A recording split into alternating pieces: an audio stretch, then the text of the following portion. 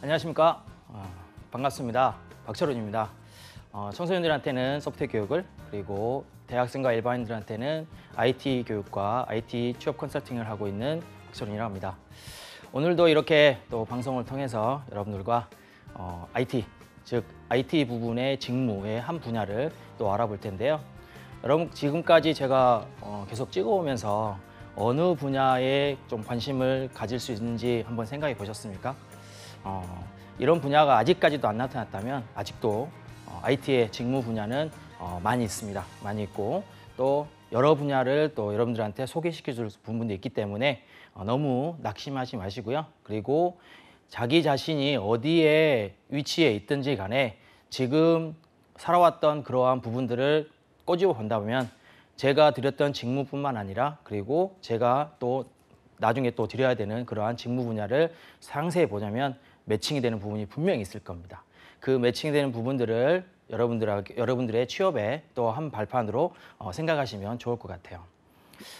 시작하기 전에요, 이거를 한마디 하고 더 시작을 해야 될 것 같은데요. IT 기업에서는 직무가 우선이냐 아니면 또 인성이 우선이냐, 이런 거를 많이 또 질문을 많이 하시고 계시는데요. 제가 생각하기에는 직무도 아주 중요합니다. 왜냐하면 직무 같은 경우에는 실력이죠. 그죠? 그래서 그 사람이, 그 취업 준비생들이 어떠한 실력을 가지고 있는지, 그런 부분들을 얘기할 수 있는데요. 하지만 이 IT 기업에서는요, 또다시 인성도 그만큼 더 중요시 여기고 있습니다. 왜냐하면 다른 직무보다는 커뮤니케이션이 많이 이루어지고 있기 때문에 인성적으로도 많이 판단을 많이 하고 있기 때문에요. 그래서 인성을 곁들인, 또 직무의 중심에서 인성을 곁들인 그러한 취준생이 발판을 하나 더 올라가지지 않을까, 그런 생각을 해볼 수가 있을 것 같습니다. 여러분들도 동의하십니까? 자, 오늘은 그래서 IT 직무 분석 중에서요, 모바일 쪽에 있는 모바일 앱 개발 쪽의 직무를 한번 알아보도록 하겠습니다. 자, 여러분들 그림을 한번 보실까요? 그림을 보시면 핸드폰이죠. 스마트폰입니다. 여러분이 우리나라에서 분명히 한 85%에서 90% 정도, 거의 90% 정도의 사람들이 가지고 있는 그러한 스마트폰이죠. 이 스마트폰의 발전은 예전 한 10년 전부터, 15년 전부터 계속적으로 우리가 셀룰로폰부터 해서 계속적으로 발전했던 부분들이 이제 이렇게 계속 발전한 부분들인데요. 이렇게 기기적으로 발전을 하다 보니까 뭐가 발전하게 되냐면 이제 소프트웨어, 즉 기기에서 작동되어야 되는 그러한 소프트웨어들이 우리가 발전을 하게 만들어지는 거고요. 그리고 이 소프트웨어 자체가 무슨 역할을 하게 되냐면 이 하드웨어, 즉 스마트폰을 컨트롤할 수 있는 그러한 역할까지 하게 된다는 것이죠. 그래서 이러한 부분들이 소프트웨어 개발부터 해서 소프트웨어 운영, 그리고 소프트웨어 보안, 그리고 이걸 총망라한 소프트웨어 QA까지, 그러한 부분까지 다 스마트폰에서 이루어질 수 있다라고 얘기할 수 있습니다. 그거에 중심이 서 있는 그러한 단어는 모바일이겠죠. 그래서 모바일을 우리가 한번 알아보도록 하겠습니다. 자, 알기 전에요, 이거 한번 보실까요? 어디서 많이 봤죠? 여러분이 생각했을 때 앞에서 본 것은 저도 이제 안드로이드 폰을 쓰고 있는데요. 그래서 안드로이드를 기반으로 해서 쓰고 있는 우리가 스토어고요. 그 다음에 옆에 뒤에 있는 것은 iOS죠. 즉 여러분들 쓰고 있는 아이폰에 관련되어 있는 이 스토어가 되겠습니다. 그래서 이 두 개의 양 상대맥이 지금 사용되고 있고요. 이곳에 뭐가 올라가 있냐면 소프트웨어들이 올라가 있게 되는 마찬가지죠. 그래서 프로그램들을 이걸 다운로드 받아가지고 이제 여러분들 스마트폰이나 아니면 태블릿 PC에다가 깔아가지고 지금도 이 방송이나 아니면은 여러분들 학습 아니면은 여러 가지 것들을 이용하고 계시는 것이죠. 자, 저도 이제 여기 오기 전에는 뭐 지하철도 타고요, 버스도 타고, 그다음에 택시도 타고 그러는데 지금은 이러한 교통뿐만 아니라 여러 가지도 다 스마트폰으로 할 수 있는 그러한 분야가 창출됐었죠. 그게 다 어디서 다운로드 받을 수 있냐면 여기서 다운로드 받을 수 있고요. 그거를 할 수 있게 만들어주는 것들이 모바일이라고 얘기할 수 있겠죠. 자, 그래서 그러면 모바일에 대해서 잠깐 알아보도록 하겠습니다. 자, 모바일이란 본래 움직일 수 있는이라는 뜻입니다. 그래서 모바일 같은 경우에는 이 움직일 수 있게 만들어주는, 즉 그러면 컴퓨터상에서는 어떻게 말씀드릴 수 있냐면 스마트폰과 태블릿 PC 등과 같이 이동 중에 사용이 가능한 컴퓨터 환경을 얘기할 수 있습니다. 그래서 모바일을 여러분들이 우리가 사전적인 의미와 그다음에 컴퓨터에서 그리고 우리가 지금 하고 있는 IT에서의 의미를 따지신다면 거의 비등하게 얘기할 수 있겠죠. 이거를 토대로 해서요. 모바일 앱이라는 것을 한번 더 알아보도록 하겠습니다. 자, 모바일 앱은 스마트폰이나 태블릿 PC, 아까 말씀드린 것처럼 우리가 움직일 수 있는 그러한 것들이 전제 조건이 돼야 되겠죠. 그래서 스마트폰이나 태블릿 PC 같은 모바일 기기에서 사용될 수 있는 어플리케이션이다라고 얘기할 수 있습니다. 여기서 사용되고 있는 어플리케이션은 그냥 프로그램이다라고 얘기하셔도 상관은 없을 것 같아요. 그 다음에 안드로이드 마켓, 아까 보셨죠? 안드로이드 마켓이나 아니면은 애플 앱스토어에서 우리가 활용할 수 있는, 즉 거기에서 다운로드 받아가지고 이 스마트폰이나 아니면은 태블릿 PC에 깔아가지고 다운로드 받을 수 있는 그러한 부분들이 모바일 앱이다라고 얘기할 수도 있겠죠. 그 다음에 최신에는 어떻게 하냐면 스마트폰을 활용한 위치 기반 서비스. 여러분들 GPS나 아니면은 GPS가 대부분 많이 사용되고 있죠. 그래서 DPS를 이용한 위치 기반 서비스라든지 그리고 빅데이터 그리고 결제 기술들이 활용이 되고 있죠. 여러분들 지금은 이제 스마트폰 하나만 가지고도 모든 생활을 할 수 있는 그러한 시대가 올 거고요. 그리고 스마트폰도 이제 없이도 충분히 여러분들이 여기 있던 부분들, 즉 위치 기반 서비스라든지 아니면은 또 인터넷 서비스라든지 아니면 여기 결제 서비스 같은 여러 가지의 여러분들이 사용하고 있는 일생생활에 있던 것들이 다 이루어질 수 있는 부분이 금방 올 겁니다. 그런 부분들을 다 망라해서 모바일이라고 얘기할 수 있겠죠. 그러면 이러한 모바일들이 얼마큼 지금 이렇게 많이 발전되어 있고 또 얼마큼 중요한지는 여러분들이 이 내용만 보더라도 충분히 이해할 수 있을 겁니다. 자, 그러면 우리가 스마트폰 사용자 수, 즉 이러한 이 모바일에 관련되어 있는 부분들이 어떻게 발전할 수 있었을까? 즉 아까 제가 초반에 말씀드렸지만 스마트폰을 사용하고 있는 유저들의 수들이 늘어나면서 또다시 거기에 시장들이 소프트웨어 시장들이 많이 일어났다라고 얘기할 수 있겠죠. 그래서 이 그래프를 보시면은 2015년까지에 대한 부분이지만 기하급수적으로 흐르고 있죠. 그래서 스마트폰 사용자 수가 2015년 기준에서는 25억 명 정도 됩니다. 이거는 세계 이제 전 세계적인 이제 인구긴 하지만요. 아시아 지역은 전 세계 사용자의 52%를 사용하고 있어요. 우리나라는 얼마나 많은 사람들이 이러한 스마트폰을 사용하고 있다는 겁니까? 금방 가늠해 줄 수 있겠죠. 그 다음에 자, 모바일 광고 시장, 즉 이러한 부분들이 스마트폰으로 모든 것들이 넘어오면서 보면서 데스크탑에서 또 TV 아니면 데스크탑 이렇게 움직이지 않는 모바일이 아닌 움직이지 않는 그러한 인프라에서 우리가 움직일 수 있는 스마트폰이나 아니면은 태블릿 PC 같은 뭐 웨어러블 기기도 마찬가지입니다. 그래서 이러한 부분들이 어떠한 부분까지 가지고 왔냐면 광고의 시장까지도 발전을 시켰다는 것이죠. 그래서 모바일 광고 시장이 66% 이상 성장하다 보니까 이 모바일 광고에 관련되어 있는 소프트웨어 개발도, 즉 모바일 앱 관련도 그만큼 많이 발전을 할 수밖에 없다라고 얘기할 수 있겠습니다. 그 다음에 자, 여기 보시면은 저기 가운데쯤에 지금 나와 있는 빨간색으로 쳐져 있는 부분을 보시면은 24% 했는데 이게 인터넷과 웹 채팅과 소셜 미디어를 사용하고 있는 일명 Y세대입니다. 저희 같은 경우는 X세대라고 그랬었는데요. 지금 이제 Y세대라고 또 N세대라고 하기도 하죠. 그래서 Y세대 같은 경우에 이렇게 24% 정도의 사용자들이 늘어나고 있고요. 그 다음에 텔레폰 같은 경우에는 이제 전화기죠. 전화기는 예전 분들, 즉 우리 아버님 세대에 있던 분들은 90% 정도가 다 텔레폰, 즉 전화기를 사용했었는데 지금은 12% 엄청나게 많이 줄어들었죠. 그만큼 모바일 시장이 그만큼 많이 발전을 하고 있다는 것을 보여줄 수 있는 그러한 도표가 되겠습니다. 자, 그러면 모바일 앱의 개발 방식에 대해서 잠깐 알아보도록 할게요. 자, 어떤 개발 방식을 선택할 것인가? 이거 누가 선택할까요? 당연히 기획자와 개발자와 그리고 또 누가 있습니까? CEO가 있죠. 당연히 사장이 오케이 해야지만이 결정할 수 있겠죠. 하지만 가장 큰 결정자들은 거기에 프로젝트의 매니저들, 프로젝트의 팀장들이 이러한 개발 방식들을 선택하게 되겠죠. 그런데 이 개발 방식을 선택할 때 조건들이 몇 가지가 있다는 겁니다. 그 조건들을 따져보시면 첫 번째가 기업에 예정된 예산입니다. 그래서 예산을 넘어가면 안 되겠죠. 인건비가 예를 들어서 100만 원인데 뭐 한 명 쓰는데 50만 원인데 한 3명을 썼다. 그러면 50만 원이 넘어갔잖아요. 그렇게 사용되면 안 되는 것이죠. 그리고 프로젝트 기간입니다. 대부분 프로젝트 기간 때문에 많은 사람들이, 많은 개발자들이 고충을 느끼고 있는 것뿐이 고충을 많이 느끼고 있는데요. 이러한 프로젝트 기간에 대한 부분들도 우리가 고려를 많이 해야 된다는 것이죠.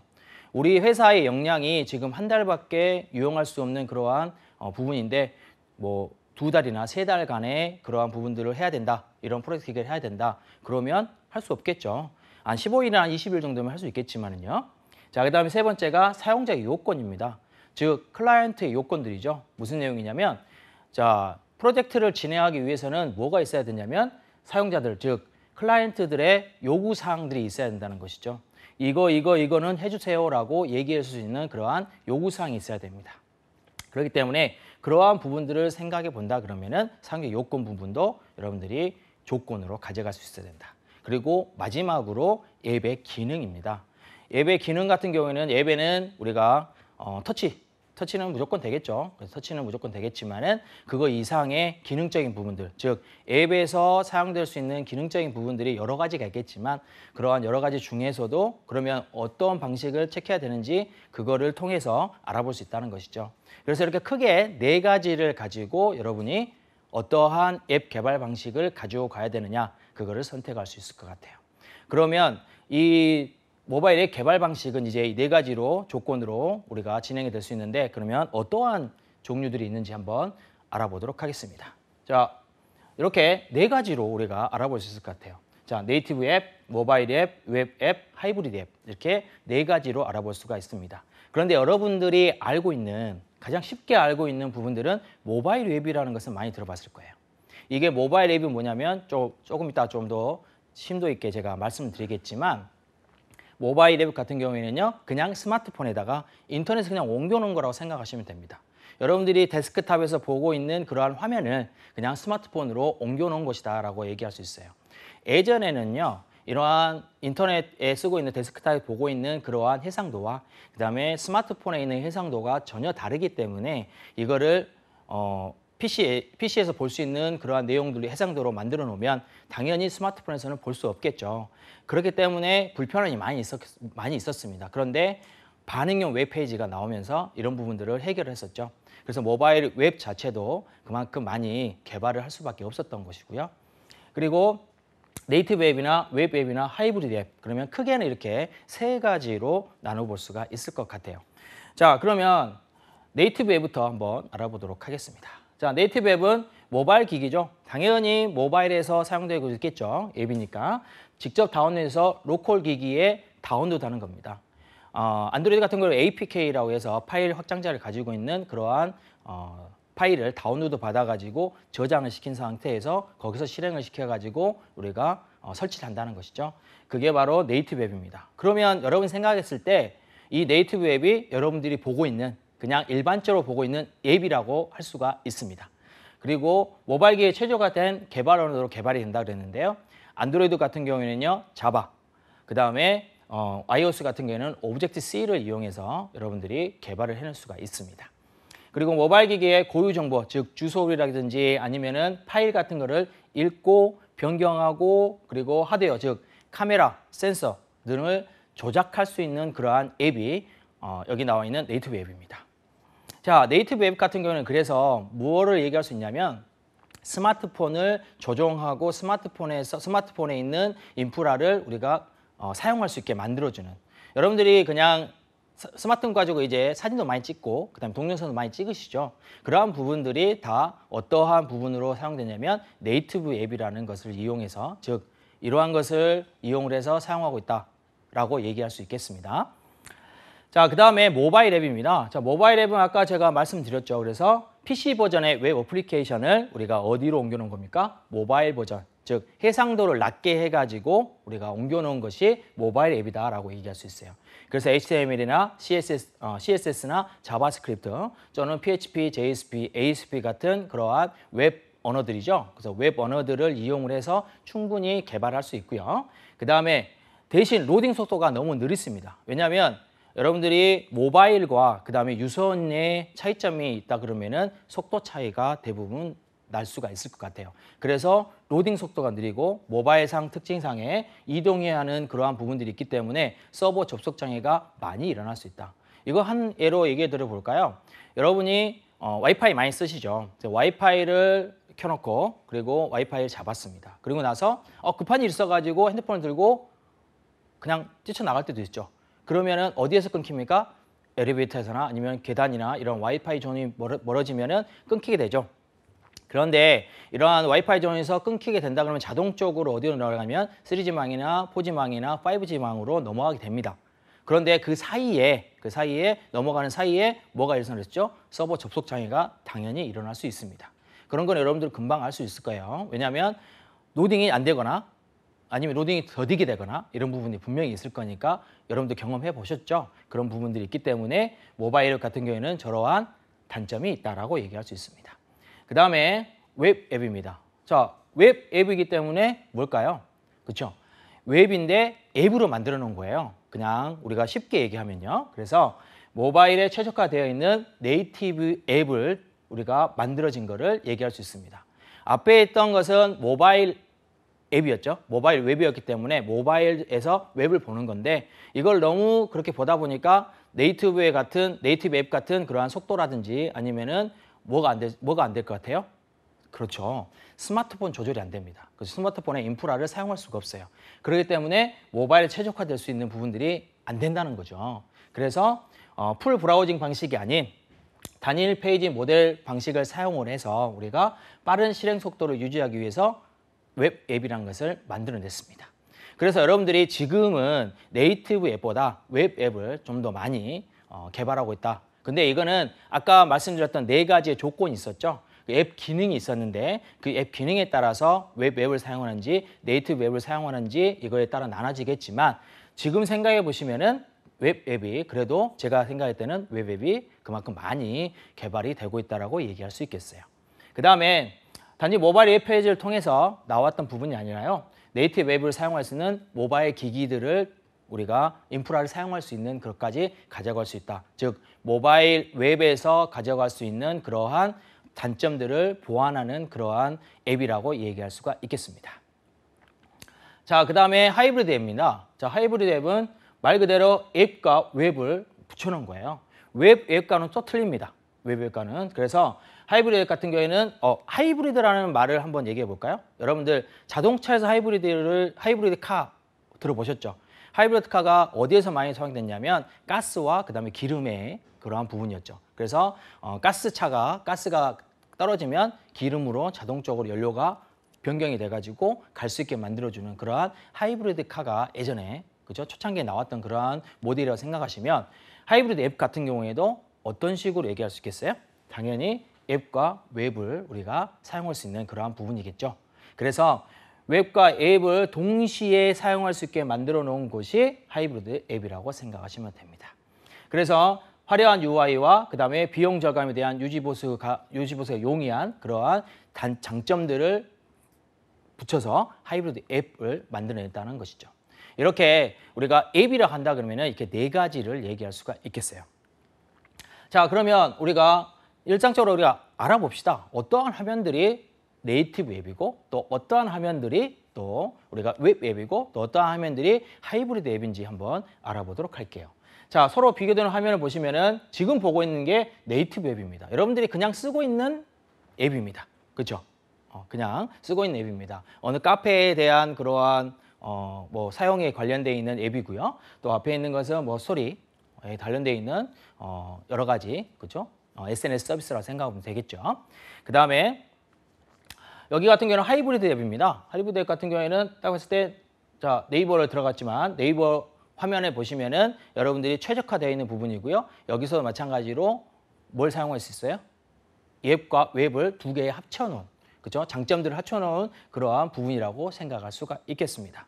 자, 이거는 여러분들 많이 사용하고 있죠. 저도 네이버나 아니면 다음이나 여러 가지 사이트들, 포털 사이트는 대부분 다 그래서 하이브리드 앱으로 우리 구성이 되어 있다고 얘기할 수 있겠어요.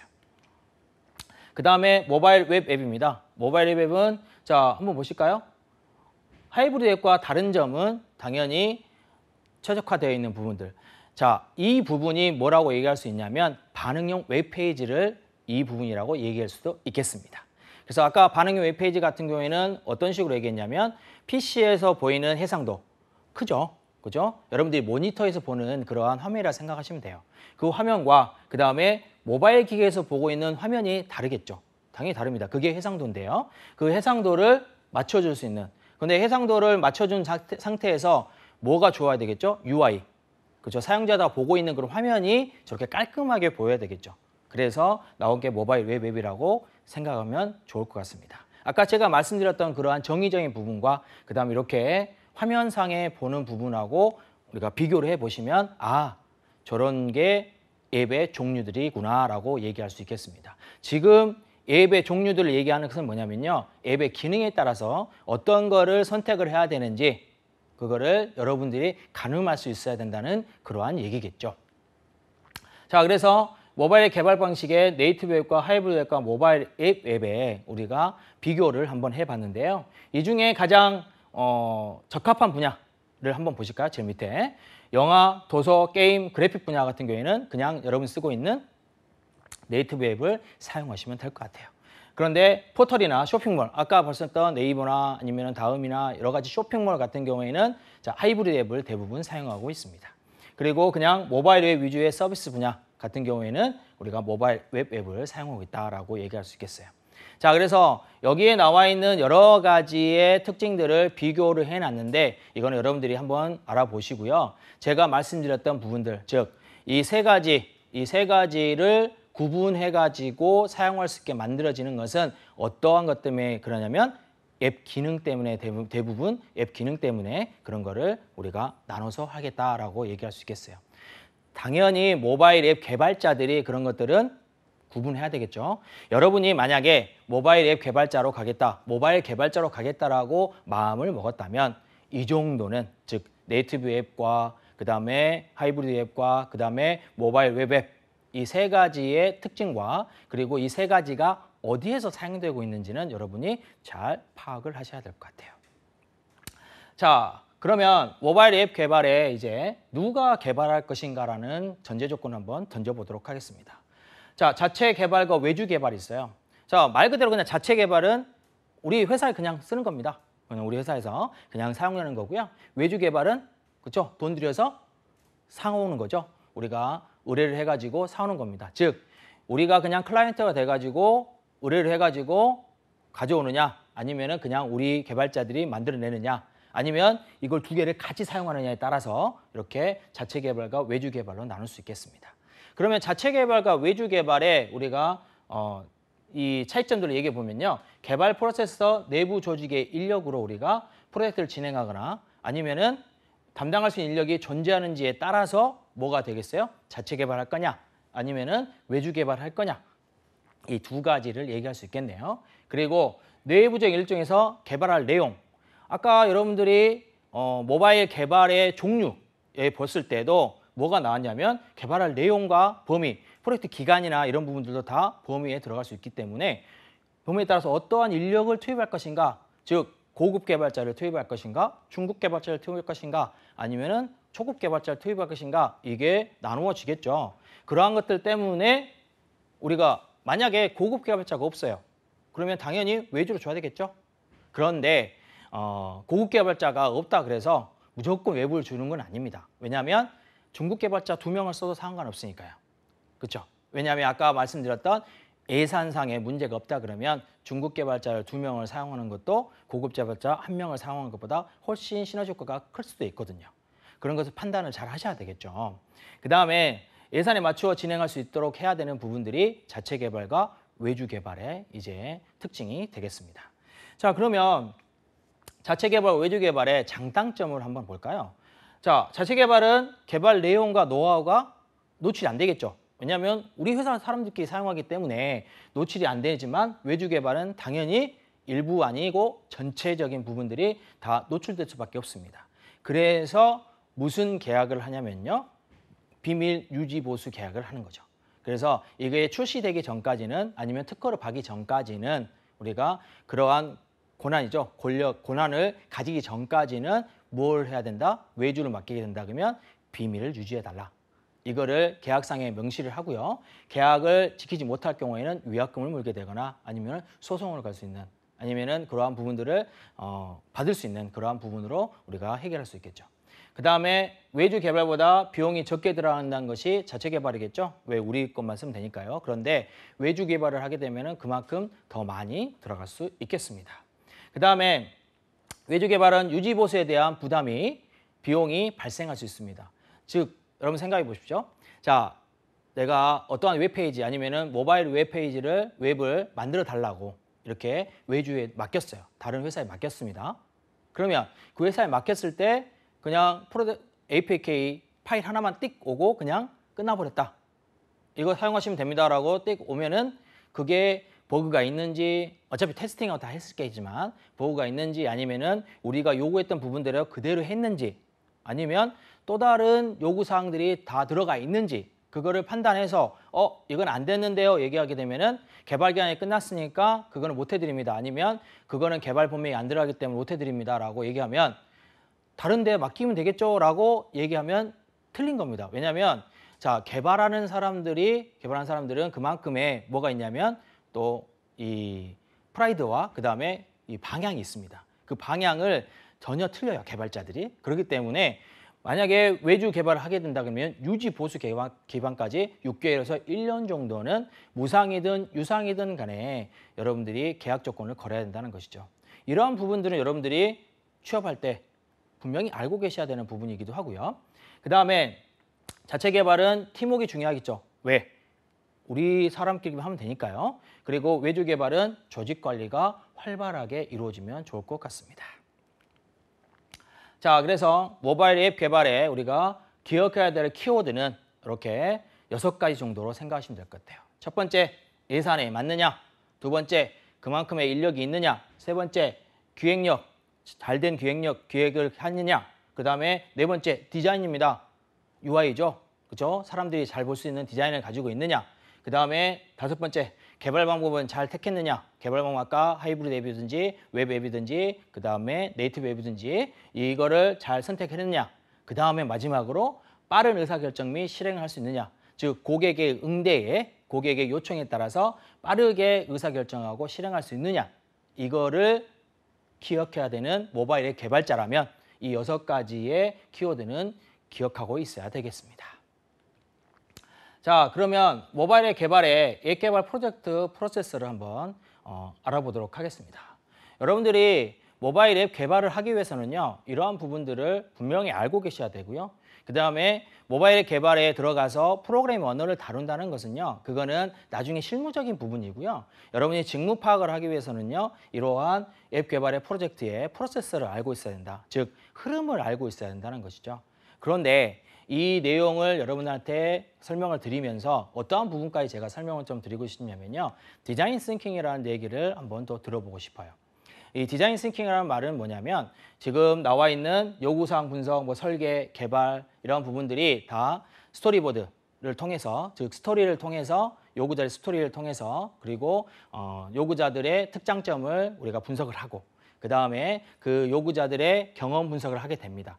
이 세 가지를 통해서 뭐가 나오게 되냐면 요구하는 사람들의 즉 클라이언트들의 요구사항과 클라이언트들의 불편사항 그리고 클라이언트들이 무엇을 원하고 있는지 그 일상생활에서는 뭘 이렇게 하고 있기 때문에 어떤 거를 개선하고 싶어 하는지 그런 것들이 나오게 되거든요. 그러한 것을 통해서 뭘 해야 하냐면 모형 제작을 하게 되고요.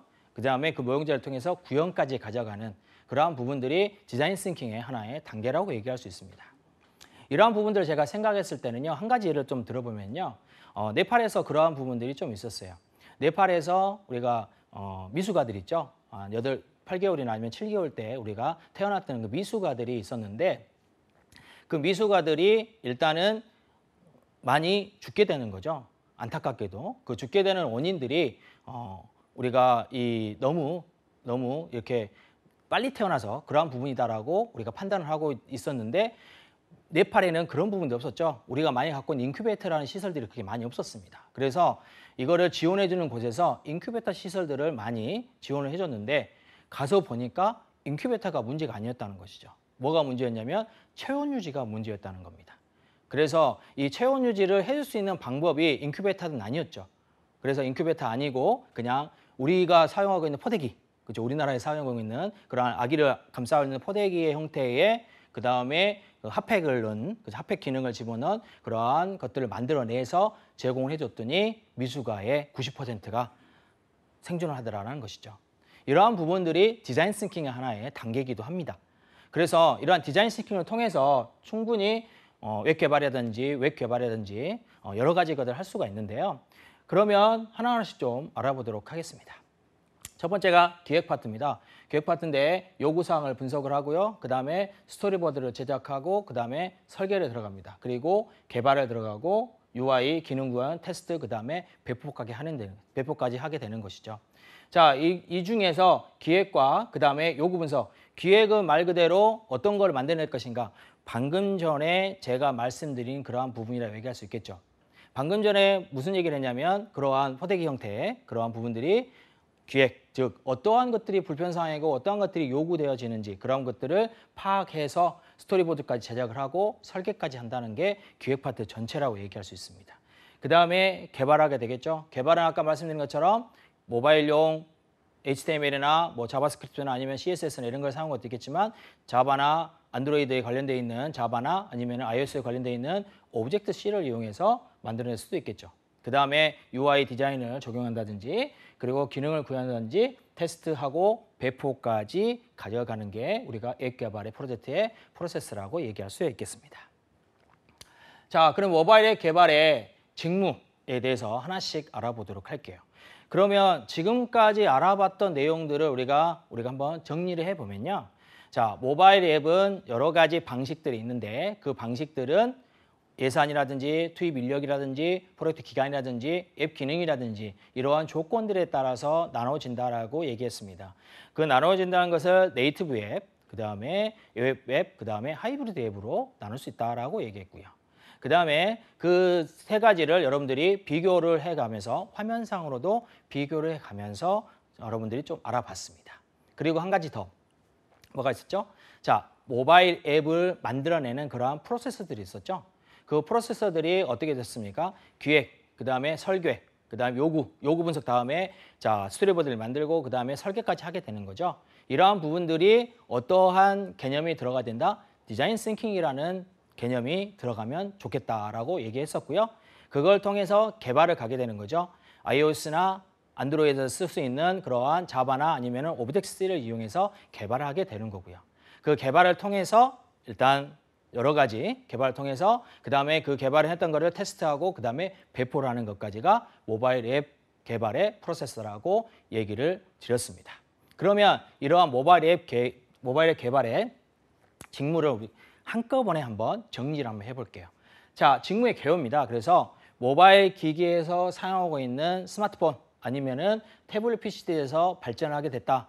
아까 저희가 초반에도 말씀드렸던 내용입니다. 그 다음에 모바일 기기에 탑재된 프로세서의 성능을 향상시킨다. 즉 네이티브 웹, 모바일 웹에서는 안 되겠지만 네이티브 웹이나 하이브리드 앱 같은 경우에는 우리가 이러한 부분들을 충분히 향상시킬 수 있겠죠. 그 다음에 자유로운 인터넷 접근이 된다. 왜? 돌아낼 수 있죠? 돌아낼 수 있기 때문에 그래서 자유롭게 인터넷을 접근시킬 수 있다. 여러분들이 지금 핸드폰 가지고 인터넷 하잖아요? 그죠? 그렇기 때문에 이런 부분들은 공감을 금방 하실 겁니다. 그 다음에 전 세계 사용자들 대상으로 당연하죠. 옆에 일본이나 아니면 중국이나 아니면 여러 나라 우리가 모르는 나라들도 다 스마트폰을 사용하고 있기 때문에 그 사용자들도 내가 사용하는 앱을 사용할 수도 있겠죠. 뭐만 달라서 언어만 다르게 해서요. 그래서 직접 응용 프로그램을 판매하고 유통하는 것들이 우리가 모바일 개발에서도 할 수 있는 역할이라고 얘기할 수 있습니다. 그 다음에 그래서 다양한 형태의 응용 프로그램 개발과 그 다음에 서비스들을 출시하는 것들이 무슨 직무를 할 수 있냐면 모바일 앱 개발의 직무라고 얘기할 수 있겠습니다. 네, 이 얘기에 좀 가십니까? 자, 그러면 이 모바일 개발의 주요 직무들, 주요 업무들을 좀 살펴볼게요. 첫 번째는 모바일 기반 기기의 비즈니스에서 프로그램 어플을 개발한다든지 아니면은 어플리케이션을 우리가 개발한다든지 프로그램을 개발한다든지 이런 것들을 하는 게 모바일 앱 개발의 주요 업무 사항이고요. 자, 두 번째는 게임, 인터넷 검색, 방송, 뭐 교육, 전자책 여러분들이 다 쓰고 있는 내용들이죠. 이런 부분에서 지금 사용되고 생각하시면 좋을 것 같고요. 그 다음에 업무 수행 절차에는 기획, 그 다음에 제작, 그 다음에 유통 이렇게 세 가지를 가져갈 수 있겠어요. 우리가 개발자들은 우리가 유통까지 해야 됩니까? 라고 얘기하지만 개발자들이 어디에 올리겠죠? 그죠? 스토어에 올리겠죠? 스토어에 개발자의 이 인적사항까지 다 올리면서 APK 파일을 올리게 되기 때문에 유통까지도 여러분이 개발자의 영역이라고 생각하셔도 됩니다. 그래서 여기 업무 수행 절차는 기획하고 그다음에 제작하고 그다음에 유통하는 역할로 하는 거고요. 자, 만약에 우리가 조그마한 회사다 하면 이걸 한 사람이 대부분 다 하겠지만 우리가 조금 규모가 있는 회사라면 이게 좀 나눠지겠죠. 분업화 되게 된다면 기획하는 사람과 개발하는 사람과 유통하는 사람은 조금씩 달라지는 부분이 달려지는 부분이 있겠지만은 대부분의 기업에서는 이렇게 진행하고 있다라고 생각하시면 좋을 것 같아요. 그다음에 기획자와 개발자의 잠재적 겸직 경우가 많습니다. 그리고 기획하는 것은 유사 콘텐츠에 대한 시장 조사 그리고 고객의 요구사항을 파악하는 그러한 시장 조사가 선수돼야 되고요. 그 다음에 제작은 OS별로 플랫폼을 선정해서 개발에 착수하고 테스트하는 그러한 역할로 가져가시면 좋을 것 같아요. 자, 여기서 OS별로 했다는 것은 제가 먼저 번에도 2번이나 제가 얘기했지만 어떤 거였습니까? 안드로이드에서는요, 자바 계열, 그 다음에 iOS에서는 여러분 쓰고 있는 아이폰에서는요, 우리가 오브젝트-C 계열의 이 프로그램, 플랫폼을 선정해야 된다라고 얘기할 수 있겠죠. 그 다음에 유통은 사용자들에게 전달 및 그 다음에 오픈마켓에 등록하면 되겠죠. 그래서 아까 제가 말씀드린 것처럼 기획, 개발, 그 다음에 유통까지가 모바일의 개발자들이 신경을 써야 되는 그러한 부분이다라고 얘기할 수 있어요. 자, 만약에 기술 면접에서요. 모바일 개발에 지원하셨습니다, 여러분이. 근데 기술 면접에서 자, 모바일 개발자가 해야 되는 역할들은 본인이 생각했을 때 어떤 게 있다고 생각하십니까? 라고 질문을 받았을 때 무슨 대답을 할 수 있을 것 같아요? 저는 그냥 개발만 하겠습니다 하는 친구랑 기획자랑 처음부터 기획자랑 커뮤니케이션을 통해서 어떠한 개발 과정을 가져가게 만들어 주겠습니다. 여기까지 한 사람이랑 저는 기획자와 커뮤니케이션을 통해서 저만의 개발 방향을 잡고요. 그 잡은 상태에서 어떠한 부분이 안드로이드 이 OS의 플랫폼이 어디에 따라서 어디에 올려야 되는지까지 파악을 해서 그 기간을 프로젝트 기간에 넣은 상태에서 개발을 시작하고 유통까지 해보고 싶습니다. 그게 바로 모바일 개발자의 역할이라 생각합니다라고 얘기한 사람과 어떠한 차이점을 가져갈 수 있을까요? 당연히 제일 마지막에 나왔던 그러한 지원자가 선택이 되겠죠. 자, 그 다음에 기초 요구 조건 같은 경우에는 4년제 대학 이상의 컴퓨터공학과 전자공학, 통신공학에 관련해서 전공이 유리합니다. 여기를 꼭 나와야 된다는 건 아니고요. 유리하다는 내용은 전공을 배운 사람이 그만큼 더 낫겠다라는 내용이죠. 그런데 비전공자의 경우에는요. 자, 6개월에서 1년 정도의 뭐가 있으면 웹 개발의 교육과 훈련이 있으면 충분히 들어갈 수 있습니다. 자, 작년에 제가 이 컨설팅 했던 친구들이 우리가 저기 광주에 있는 또 전남대학교 학생들이었는데요. 청년체육 아카데미, 즉 고용노동부에서 사용하고 있는 청년체육 아카데미 프로그램에서 인문계 학생들이 이렇게 앱 개발 과정을 6개월가량을 배우면서 뭘 가져왔냐면 공모전에 당선을 했었어요. 그것도 웹 기획이 아니라요. 웹 개발 쪽에. 그래서 이 앱 개발을 해가지고 테스팅도 받고 그 다음에 그거를 통해서 발표도 하고 해서 어디까지 갔냐면 금상과 은상, 동상까지 2군데의 공모전에서 그렇게 타왔습니다. 여러분, 그래서 꼭 이 전공자가 아니더라도요. 비전공자도 충분히 뭐만 있으면요. 관심만 있고 열정만 있으면 가능하다라는 얘기를 여러분들 또 들을 수 있겠죠. 그 다음에 필요 지식 스킬을 볼까요? 아까 말씀드린 애플의 iOS와 안드로이드는 언어는 오브젝트-C, 그 다음에 툴은 엑스코드라는 툴을 사용하고 있고요. 그 다음에 안드로이드 SDK라는 그러한 툴을 사용하고 있습니다. 패키지 형식은 APP라는 패키지 형식과 APK라는 패키지 형식, 즉 확장적 명이 그렇게 된다는 것이죠. 그 다음에 앱스토어에서는 애플 앱스토어와 그 다음에 구글 플레이 마켓을 사용하고 있다.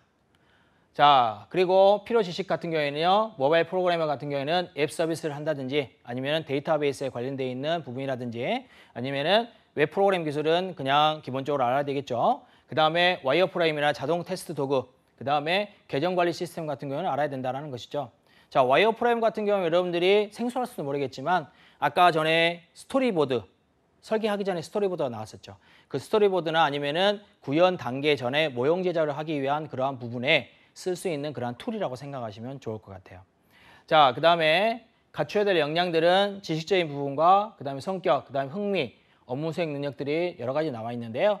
자, 컴퓨터 안전과 보안, 디자인, 그 다음에 공학과 기술, 그 다음에 업무 수행 능력은 전산 처리 방법이라든지 고장의 발견, 수리 부분, 그 다음 문제 해결 능력, 그 다음에 조작 및 통계 관련된 부분들만 여러분들이 가지고 가야 될 역량이라고 얘기할 수 있겠습니다.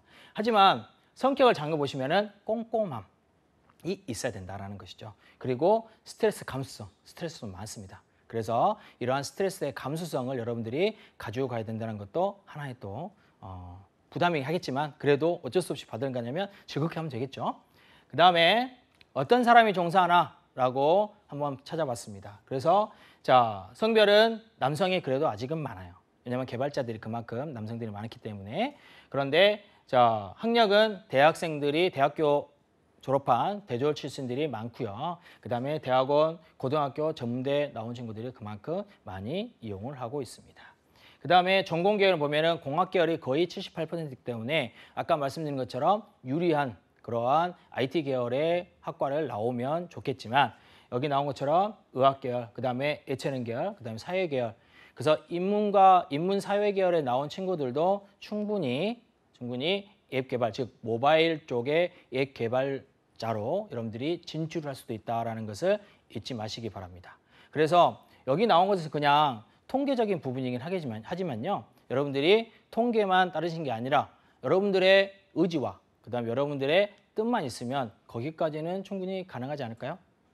그렇죠. 그래서 방금 전에 제가 말씀드렸던 그러한 청년십 아카데미의 그러한 수강생들 그리고 지금 그 친구들은 다 취업을 했습니다. 그래서 그러한 수강생들도 그러한 공모전에서 그러한 수상을 했던 그러한 경험들이 있기 때문에 여러분들도 마찬가지로 이러한 것들을 이용한다면 이러한 제가 방금 전에 모바일 앱에 관련되어 있는 직무 분석을 보시고 저런 식으로 준비를 하면 되겠다라고 생각이 드셨다면 지금 당장 스마트폰과 그 다음에 태블릿 PC의 원리와 그 다음에 이거에서 사용될 수 있는 내 스마트폰의 플랫폼은 어떤 걸 사용하고 있는지 그것부터 파악을 하시고 접근 방법을 생각하시면 좋을 것 같습니다.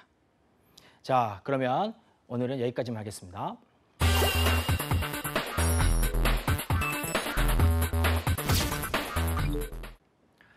자, 오늘도 이렇게 여러분들하고 이제 이 분야에 대해서 알아볼 텐데요. 오늘 조금 색다르게 좀 변화를 좀 줘봤습니다. 제목만 좀 변화를 줘봤어요. 무슨 내용이냐면 박철훈의 이제 IT 실무자와 생생한 토크, 그 생생한 인터뷰를 통해서 IT 실무자들이 여러분들의 준비하고 있는 IT인으로 이제 나오고자 하는 진출하고자 하는 이 친구들한테 어떠한 말을 해주고 싶은 건지 그리고 자기 회사는 이런 식으로 준비를 해주면 좋겠다고 얘기를 해줄 수 있는 부분들을 여러분들한테 진솔한 대화를 우리가 좀 해주기 위해서 저번 시간보다는 조금 더 진솔하게 얘기를 다녀보기 위해서 이렇게 바꿔봤습니다. 괜찮을까요? 한번 가보도록 하겠습니다. 자, 오늘의 인터뷰 대상은 여러분들이 관심을 갖고 있는 분야이기도 할 거예요. 어디냐면 외국계 기업입니다.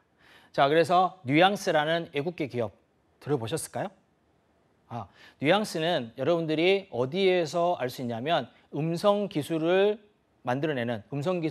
여러분들이 API를 만들어내는 그러한 회사가 뉘앙스라는 회사입니다. 그래서 어디에 있냐면 미국에 본사를 두고 있고요.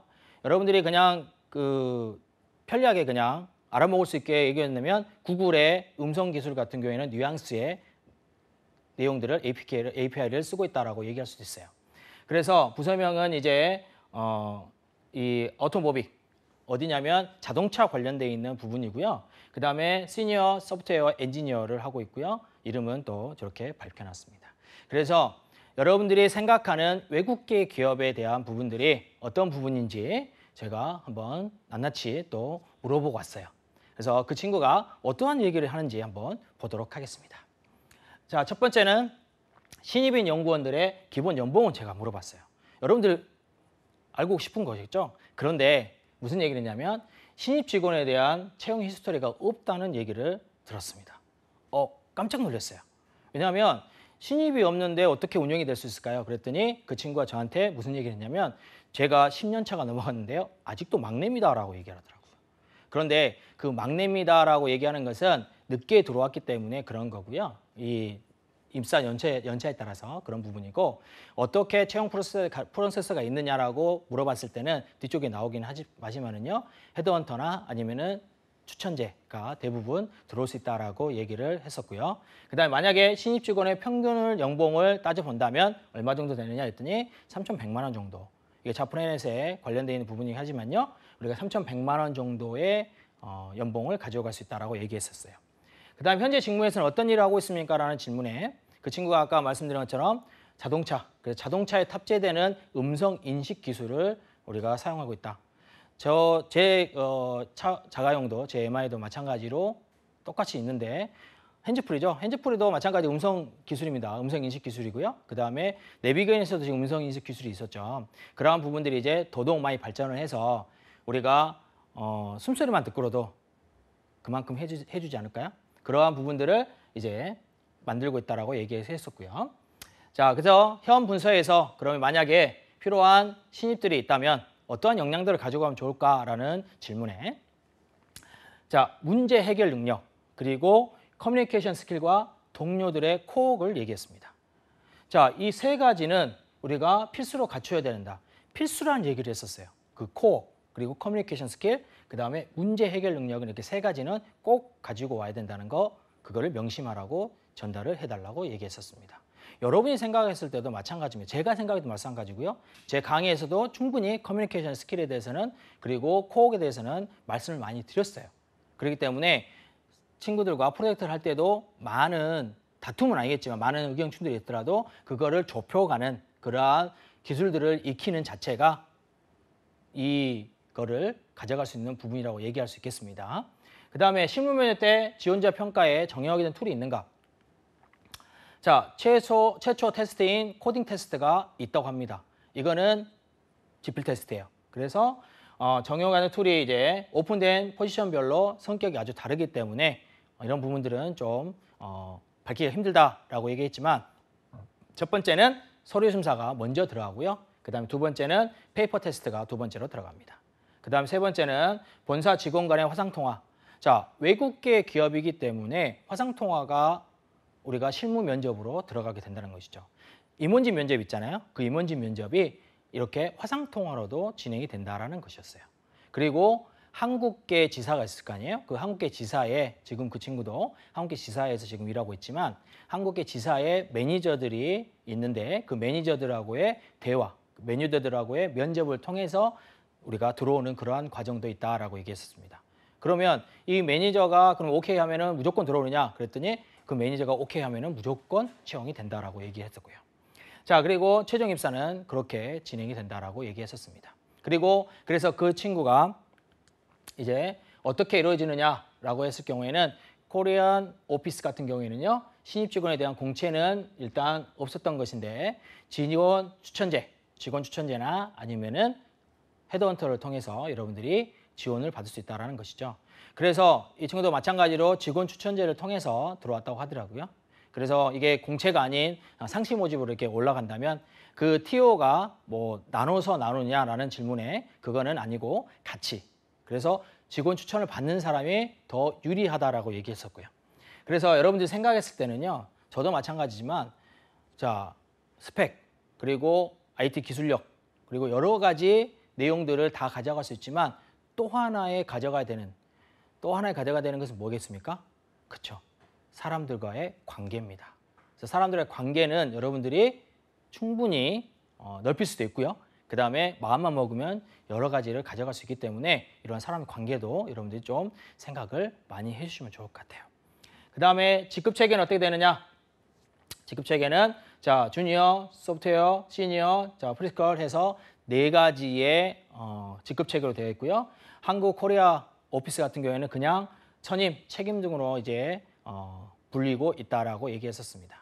자, 그다음에 실무 면접 시 어떤 사람을 반드시 떨어뜨리는가?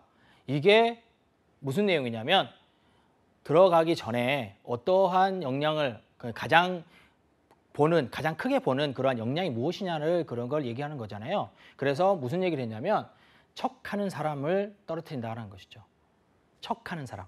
무슨 한 척, 아니면은 개발해본 척, 아니면은 또 용기가 있는 척, 그렇죠? 아예 없는 척하는 것들이죠. 없게 만들어지는 것들, 그렇죠? 그래서 거짓말하지 말라는 것이죠. 그래서 여기 나왔던 것처럼 본 적은 없지만 아는 사람과 아는 척하는 사람은 분명히 아는 사람과 아는 척하는 사람은 분명히 구분을 해야 된다는 것이죠. 이거는 어디에 면접관들도 똑같을 것 같아요. 제가 면접관에 들어갔을 때도요. 아는 척하는 사람과 그다음에 진짜로 알고 있는 사람의 대답은 전혀 틀립니다. 즉 그냥 제목만 알고 들어오는 친구와 그다음에 거기에 내용을 더 파악을 해서 들어오는 친구는 그만큼 다르다는 것이죠.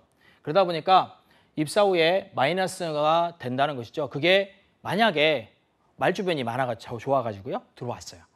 들어올 수도 있죠. 들어올 수 있는데 그럴 경우에는 어떻게 된다고요? 플러스가 되지 않고 그냥 마이너스의 형태로 우리가 될 수밖에 없다는 것이죠. 왜? 물어봤는데 해결을 못해요. 문제 해결 못합니다. 그리고 당황하게 되는 거죠. 그러면 쟤 왜 뽑았어? 라는 얘기도 나올 수도 있을 거고요. 그러다 보면은 그만큼의 자기의 리스크가 올 수밖에 없는 거죠. 자, 그 다음에 여기도 마찬가지로 직원 채용 시에 인성과 그 다음에 직무 우선순위를 굳이 둔다면 어디에 두실 것인가?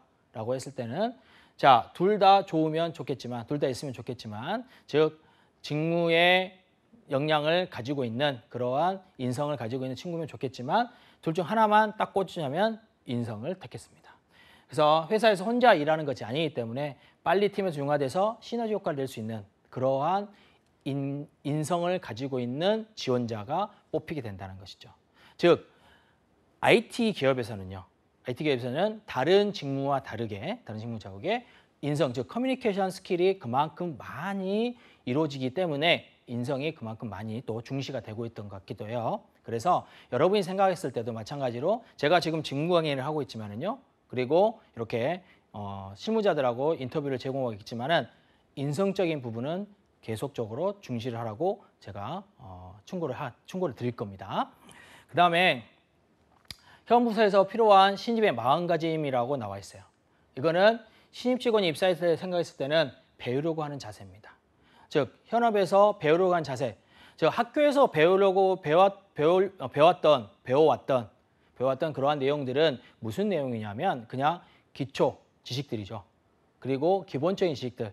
이 정도는 알고 있어야 너희가 실무적으로 다시 배울 때 알아먹을 수 있을 정도다라는 것을 학교에서 배우게 되는 거고요. 그 다음에 그 학교에서 다양한 분야의 커리큘럼을 소화를 내면서 여러분이 어느 분야에서 두각을 낼 수 있는가 그거를 선택할 수 있게 만들어주는 게 학교 교육이죠. 그렇기 때문에 현업에서 다시 왔을 때는 처음부터 배운다는 자세로 선배들과 그 다음에 위에 있는 선임들한테도 그만큼 자세를 낮추고 그만큼 배우려고 하는 자세를 가지고 가야 된다는 것이죠.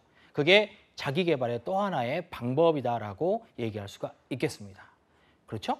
자, 그 다음에 지원자가 경험했으면 하는 그러한 프로젝트 방향을 제가 물어봤어요. 그랬더니 자, 그 친구가 무슨 얘기를 했냐면 자동차에서 음성인식 기술을 지금 개발하고 있다라고 얘기했었죠. 그래서 자동차에 탑재되는 소프트웨어.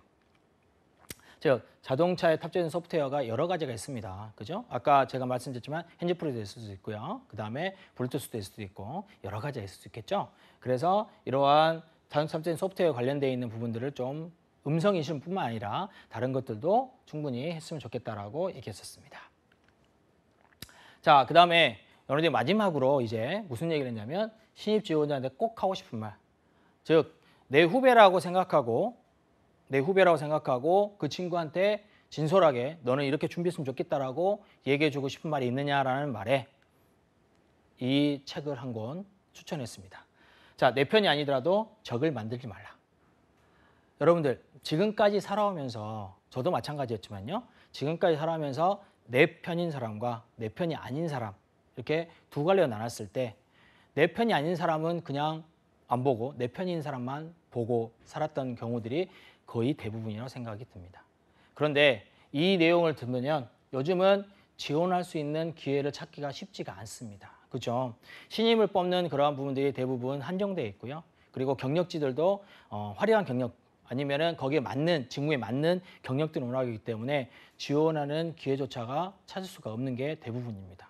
그렇기 때문에 스펙을 쌓는 것도 중요하지만 사회생활은 즉 혼자 하는 게 아니고 주변 사람들과의 그러한 관계를 유지하는 게 좋다는 생각에 내 편이 아니더라도 적을 만들지 말아라는 책을 읽으면서 그 안에 뭐가 나왔냐면 만약에 내가 내 편이 아니더라도 그 사람들을 충분히 끌어갈 수 있다면 충분히 저렇게 코옥을 할 수도 있고요. 그 다음에 커뮤니티 스킬이 많이 늘어나서 들어올 때 좋겠다라는 내용을 어필을 했어요.